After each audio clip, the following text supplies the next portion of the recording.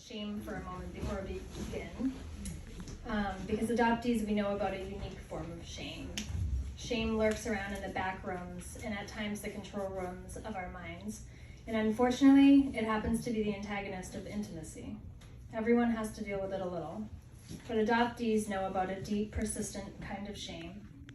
It's the kind of shame that whispers to us and tells us that we're not good just as we are. The crazy thing is, this shame is trying to help all of us who were relinquished make actual real sense of our abandonment experience.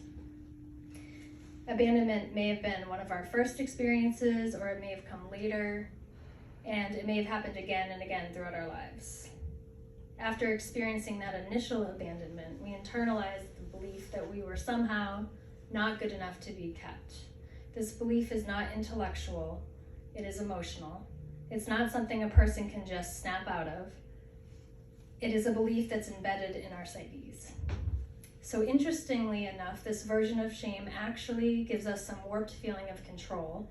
It helps us make sense of the relinquishment rather than trying to make sense of the complicated factors that would put someone in the position of giving away a child.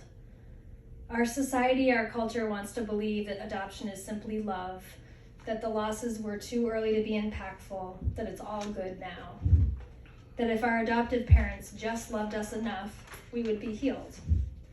And when our traumas were not healed from their love, well, shame comes in the picture again. Adoption may include love, and it may include opportunity, and it may include tenderness and devotion within adoptive families. But adoption cannot exist without lifelong grief and loss, so much loss, so many different kinds. The loss of our roots, the loss of our genetic identities, the loss of the stories of our ancestors, the sudden loss of our birth mothers that resulted in the loss of a more regulated stress response system. Maybe most crucially, it cannot exist without the loss of fundamental innate trust in the earliest moments of our life. This is part of the adoptee experience. When these parts of our reality go unacknowledged, minimized, or culturally hushed, well, we feel very alone with the mystery of our lives. This is why we need each other and we need to tell our stories. I believe telling our stories eradicates the loneliness and the shame in them.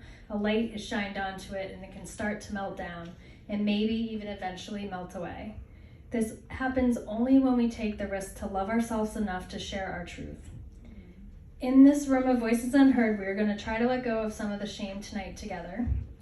Let's listen, try to understand, and show our speakers a lot of love. So let's start by giving another clap to everyone.